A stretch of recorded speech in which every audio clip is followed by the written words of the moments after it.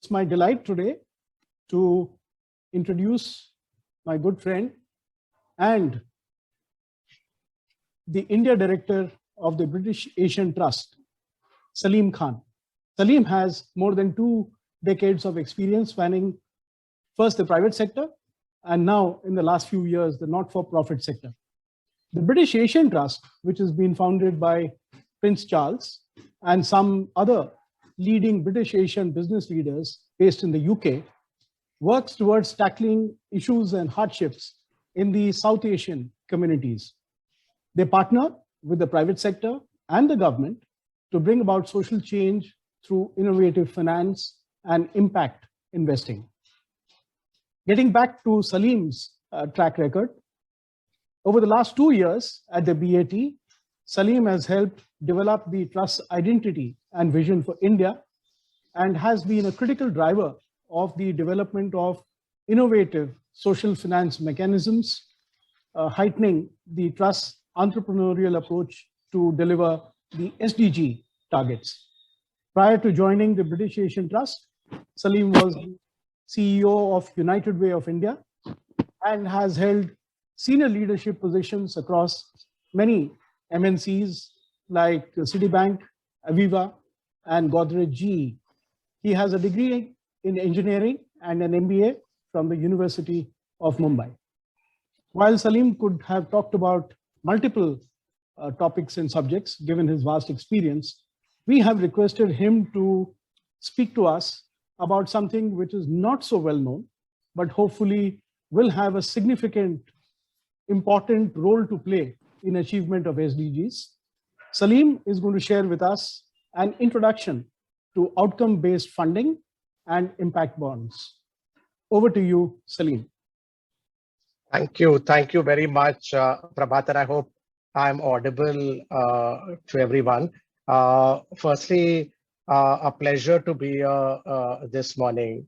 I've tried to cover, I'm going to give you an overview about, what is outcomes-based financing or outcomes funding, as we call it. How does that compare to the traditional funding? All of this, let's see it in the light of the impact that COVID has had on all of us overall, on definitely on the sector, because it's a new world that we are living in now. Things are not the same that they used to be. And the sector has been, and when I say sector, I'm talking about the development sector, it has been deeply impacted and it's challenging us in many ways and also forcing us to focus on innovation, and outcome-based financing sits right in the center of that. We will learn about the mechanisms. We will look at the benefits to NGOs by participating in outcome-based financing. And then I've done a spotlight on impact bonds specifically because that's the area of work that we have experience in, and I've done that in the form of 2 case studies of 2 very, very successful structures that we've launched, and we've been able to I'll draw from that experience and I'll share my learnings with you. So before I go to this slide, just take stock of where India is right now. So since 2019. India's overall SDG scores has gone up from 60 to 66 in 2021.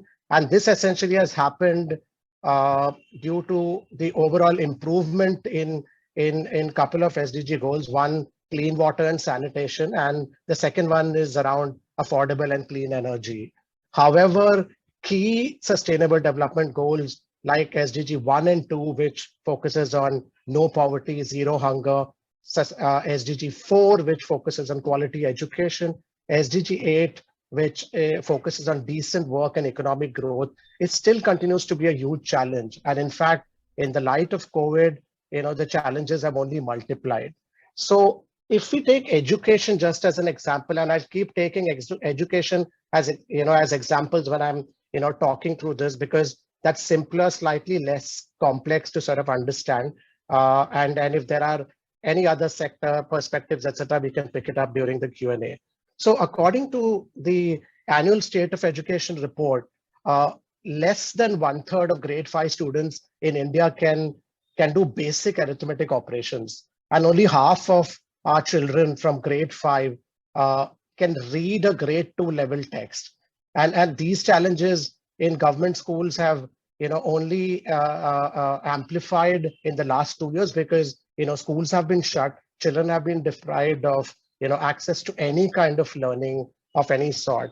And second, keep in mind that historically the sector has been funded by traditional grants kind of funding, and grants typically focus on the inputs and the activities rather than focusing on outcome. So if you look at this slide, I'm comparing a traditional funding mechanism in which if you take education, there is a funder who brings a pot of money to support an NGO. They provide the money to the NGO. The intervention is done. High level outcomes are agreed, but what the funder does is, for example, if let's take an example of an outcome saying you want to improve the numeracy and literacy levels of children in India in a particular geography. So if the funder is given the fund in traditional grant kind of funding, the funder has clear criteria saying, I want so many training sessions to happen. You have to show us evidence for that. I want so many specific interventions to happen. I want evidence for that. I want this to be tracked, multiple things to be tracked, reported, etc. So the focus continues to remain on what activities are happening, what inputs are happening, and it's questionable whether the required outcomes are delivered and to what level. But if you look at outcomes financing, in that what happens is the outcomes that you want to deliver firstly get clearly defined. And when I say clearly defined, outcomes have to be absolutely clear and measurable, and only then we can know how effective they are. And they are decided upfront, and the targets are also decided upfront. And the way you do it is you have a baseline, and you have an end line. You compare the progress that you've made. If it's in line with the targets that you set for yourself, then you can say you've been successful. So in case of outcome funding, what happens is the funding pot is allocated, but the targets are given. There is little funding given upfront to a service provider to cover core costs. Service providers do the intervention. And I say service providers, I will keep using it interchangeably, referring NGOs or service providers. So these are NGOs. They will carry out the work. They will deliver the outcomes, and then they are paid. Now, sometimes this becomes hard because only larger NGOs, usually have some reserves or working capital which they can apply upfront, deliver the targets, and then, have funders, sort of pay. So this challenge gets a bit addressed in impact bonds, and I'll come to that, slightly later in the deck. Let's look at which are the stakeholders that are involved in a typical outcome funding kind of a structure. Firstly, the outcome funders. Now, funders are the end payer of outcomes. They basically want to drive focus on delivery of the end outcomes and at the most efficient price points. And they are usually very open and keen on driving innovation. They, however, would like to collaborate with like-minded, funders, and but always need a technically sound intermediary, to sort of provide support, and also convene, the consortium, get stakeholders together. And that's basically the role that British Asian, Trust plays really. Then if you look at the other stakeholder, and this by far, is very often the most important stakeholder, which is the government. Government is always, focused on wanting to improve outcomes across, but they want to build cross-sector partnerships, encouraging innovation. And in fact, if you look at post-COVID, it's really, really heartening to see how governments right at the center as well as the state are really engaging to see how you can apply innovation to really, and deliver outcomes. Because if there is anything that COVID has taught us, it's actually making a very strong case for moving the lens from, any kind of outputs or input tracking to just defined outcomes and track that and provide flexibility, to the NGOs to work the way they want. Then is the investor. investors are typically stakeholders which have a financial return or a social return as an end objective. That said, social investors typically invest into structures or into initiatives, and when the return comes, they usually plow it back into similar any alternate sort of structures or initiatives really. So they are not like the traditional investors who do it with a for-profit mindset, but there is a return which is made by the investor, which gets plowed back into social initiatives. So investors' motivation is typically about channeling funds towards delivery of social outcomes, and they keep looking for innovative structures. They are usually flexible, and they will align with what are the social goals of the country. And we've seen right now India is really in the spotlight for the need. However, also because of the vibrancy of the development sector in our country, and also the forthcoming mindset of the government to really collaborate. And last and the most important are the service providers, who are the NGOs. NGOs actually want to deliver good quality services, but they want flexibility in using the finances that are allocated to them, and also flexibility from how to apply that financing from a longer term. So multi-year sort of funding and multi-year focus, so you can drive systemic change rather than doing some flash in the pan interventions. And they depend fully on the support that can come from the investors, and what enablers can be given to them in terms of capacity building, in terms of performance management, etc.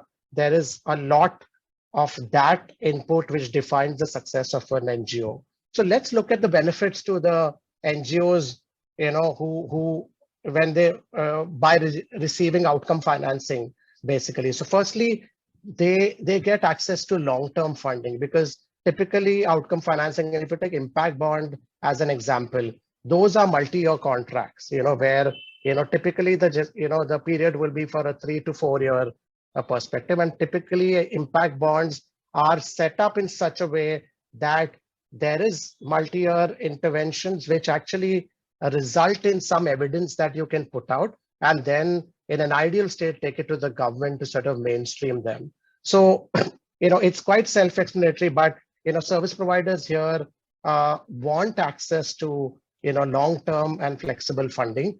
They want to encourage innovation, however, in the way they deliver programs. However, very few know how to do it. So they require a lot of capacity building support. They require a lot of external intervention to sort of make them, and we internally call them outcomes ready organizations, which are organizations which know what it takes to sort of be in a state of readiness to deliver end outcomes, and not really get only focused on doing traditional way of interventions. And I can talk through a little more about what that means in the subsequent slide. Then a flexibility of financing, improving internal capacities. So it takes a lot for service providers to be outcomes ready. They have to have internal systems which are able to measure and evaluate outcomes. They have to understand that there has to be leadership internally which internalizes and understand that. There has to be a technology enablement internally which helps them do that effectively. So it is usually the slightly if I may say more evolved NGOs which usually can be successful in outcome financing based instruments as against grassroots organizations, because it might be hard for them to take the risk, and also you require usually service providers or NGOs which can operate at scale. So that becomes a little hard to grassroots organizations which perhaps work in a specific geography or a smaller pocket. And then for service providers and NGOs, there is collaboration usually in outcome-based structures, especially most definitely in impact bonds. they are able to work across multiple geographies. They can deliver stronger outputs.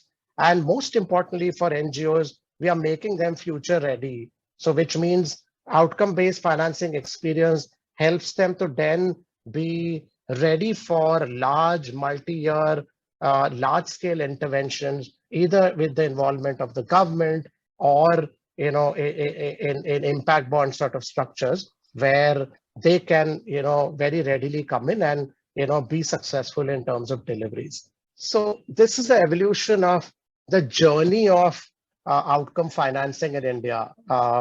It started in 2015, where India's first development impact bond was trialed by an organization called Educate Girls. Some of you who are from the sector might know it.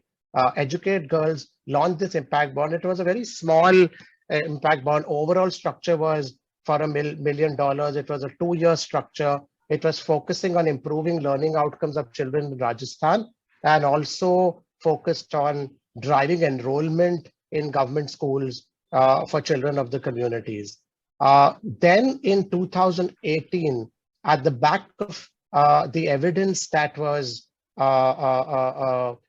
put out by Educate Girls, and there was a lot of learnings, not just of what works, but also what you should be changing, and especially looking at costs and cost overruns, because in that structure, it was really slightly cost heavy because it was the first time a structure like this was being trialed.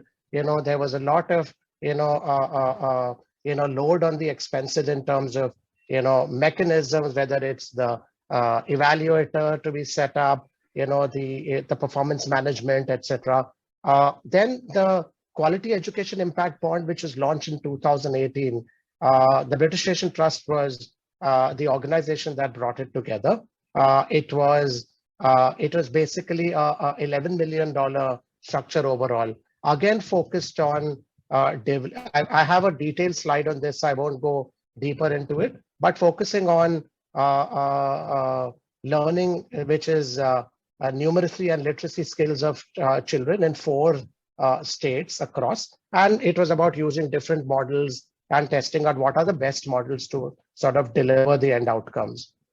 Then besides education, in 2018, there was the Utkrisht Development Impact Bond, which was launched. Utkrisht essentially was a maternal and childcare impact bond, which focused on outcomes like, how can the service delivery in our health systems, in maternal care health systems be improved? And secondly, how the mortality, maternal mortality and childbirth mortality can be, reduced from, where it is to where it has to be. Again, a very innovative structure, which was very successful.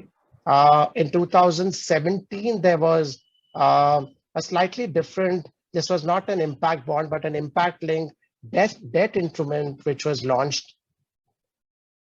Which was launched, which essentially basically incentivized the participating schools and Varthana, which was the NGO which was participating, to a certain incentive, which was about 8 to 10% on delivery of the education outcomes which were targeted.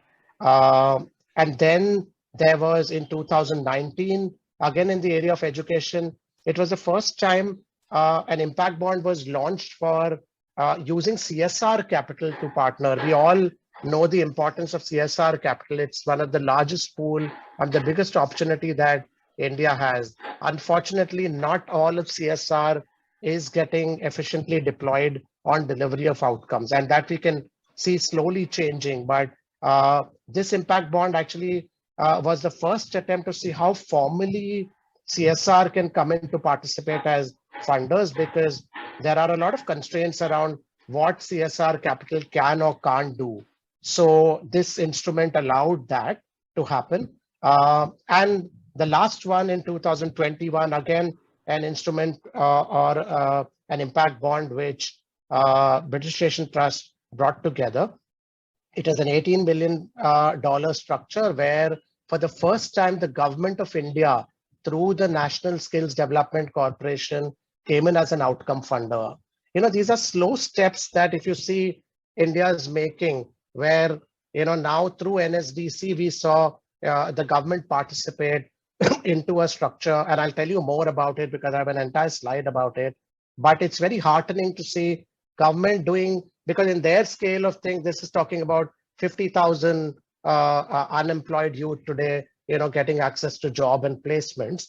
In their frame of things, it's like a small pilot or an innovation that is getting tried. But if there is evidence that gets put out saying at what price of outcomes is the skilling intervention delivered, it perhaps has the opportunity to be mainstreamed by the government. So I'll talk a little more about that.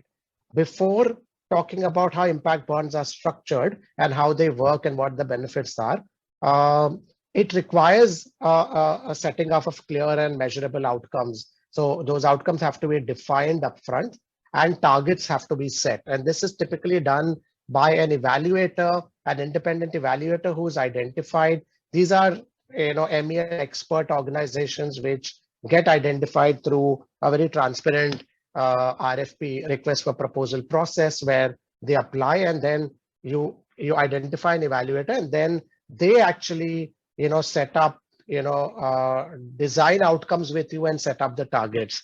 Then you identify NGOs, which are service providers, who are going to be the delivery organizations who will be focusing on delivery of results.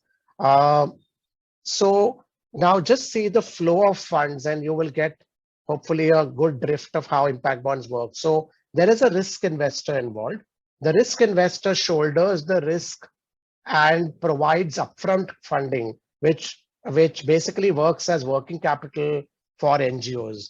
NGOs carry out the intervention, as in they do the work on the ground, the services are delivered to the beneficiaries, and then there is a performance manager who works in a typical impact bond structure. There is a performance manager who works with the NGO.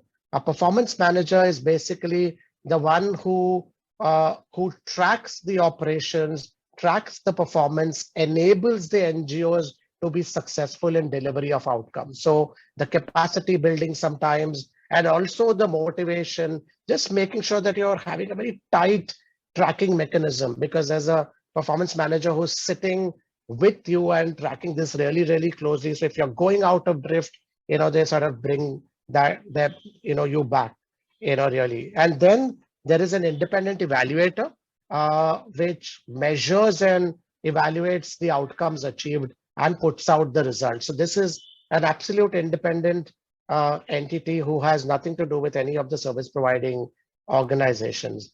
If the outcomes or the targets which are defined are delivered, then the outcome payer pays back the investor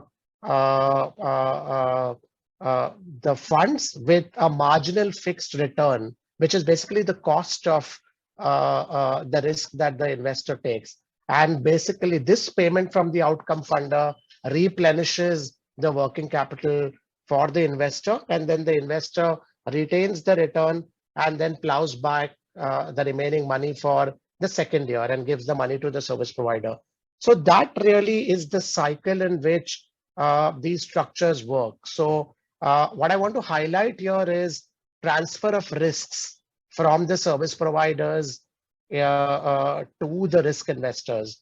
And that brings in more efficiencies because there is flexible funding which is given to service providers. They are allowed to innovate. They are allowed to do whatever they want with the funds, with the focus on delivery of outcomes. And also there's no risk on them. So there could be conditions, COVID, etc. For whatever reason, if the deliveries are not delivered as per target, then the investor shares the risk.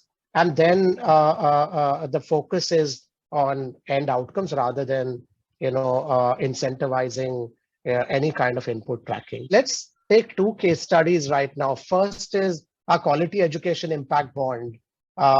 It was the first of its kind multi-partner large education impact bond, because the Educate Girls impact bond was one investor, one service provider, and one outcome funder. So investor brought in money, gave it to Educate Girls to deliver outcomes, and on the delivery of outcomes, the funder gave it back. But then we saw the huge opportunity of building collaboration through an impact bond structure. And in fact, that is a huge benefit of impact bonds sort of brings, because it fosters the culture of collaboration and bringing like-minded consortium of partners together to deliver outcomes. So basically, in the case of the Quality Education Impact Bond, it focuses on improving the learning outcomes in numeracy and literacy in students from the grade 1 to grade 5 in government and low-fee private schools. And the beneficiaries targeted children to benefit over 4 years are 200,000 in this. So here the investors are the UBS Optimus Foundation, who are also the investors behind the Utkrisht Impact Bond. The outcome funders were all, in this case, there was no indigenous outcome funders. The outcome funders were British Telecom, Comic Relief, you had the Mittals, you had the Michael Susan Bell Foundation, who were the outcome funders. And there were some excellent service providers across 4 states of UP, Maharashtra, Gujarat, and Delhi. Some very credible partners like Pratham, there was Kaivalya, there was Gyanshala, there was Society for All-Round Development. So these were the NGOs who participated.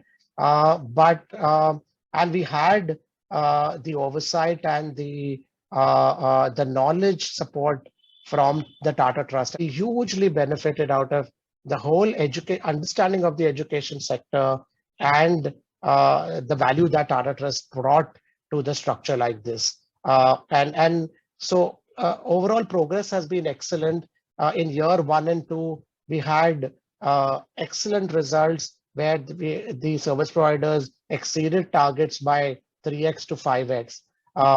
And then it remained resilient, despite the COVID situation, as I said in one of the questions prior, because the investors are flexible to such a situation, and they provided continuity of the working capital because if I would have been an investor, and that too one which was very hard-nosed, there are always force majeure clauses which are there in impact bond structures. So you could have raised the force majeure flag and the structure could have ended. But the investors continued with confidence to continue to provide the working capital, which allowed the service providers to pivot.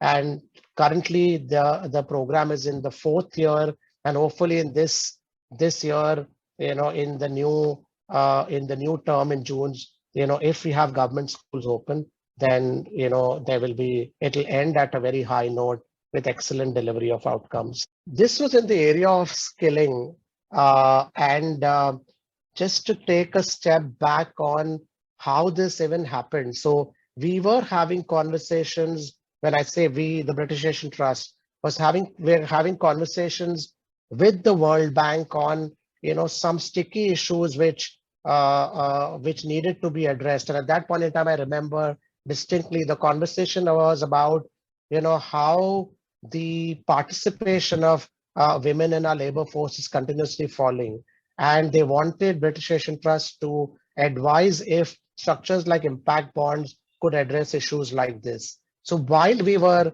in those conversations, going back to the design board, thinking about the interventions, COVID happened, and the whole situation and the priorities of the skills ministry actually changed, because COVID had led to mass scale unemployment. I remember the number had gone as high as closer to 30%, 28% unemployment. So the ask then became about pivoting to COVID, saying, what can we do to use structures like impact bonds to try and address issues of unemployment in India? And can you design to that? So, and then the skills ministry in discussion said that they have the PMKVY scheme. Basically, it's the core skilling flagship program of the government. Now, what we saw there was the way the payments are being made. So, in fact, it is, doing a great job. But what it is driving is 80% of the payments in those interventions are going towards mobilizing people into classrooms, training them. And, historically, training has been tracked, and 20% was towards placements. So we made a case along with the NSDC saying, should we try and experiment and see how over 4 years we try and incentivize the NGOs who are working on the ground, and not NGOs, actually training partners. It could be a mix of not-for-profit and for-profit, partners, to actually incentivize them to, over a 4-year period, turn the pyramid, to say how you can, pay lesser on mobilization and training and pay the largest chunk on placements, because that's the most important outcome. And also another important outcome, which usually does not get tracked as much as it should, which is retention as well. When people get placed into jobs, do they stay in jobs? Because that's important as well. So what this structure is planning to do is, over a period of 4 years, it's going to be working with the National Skills Development Corporation to try and see how you can incentivize training partners to, over 4 years, really focus on, placing people into jobs and retaining them into jobs. So, and if the end ambition of this structure is, at the end of 4 years, you should be able to take, evidence to the government and to say that at these price points of individual outcomes, you can deliver these outcomes, which is the most important outcomes. Because as compared to putting up saying we trained so many youth, and we, it's so great if you can say that we ended up placing so many youth of India, and more than 70% of them actually stay in jobs for more than 6 months, because that's what matters, right? So this structure is attempting to do that.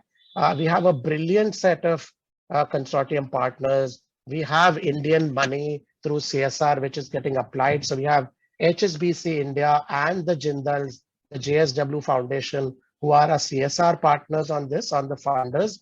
We have a Gulf-based funder, Dubai Cares, which is the largest development sector organization in the Middle East, which is also an outcome funder.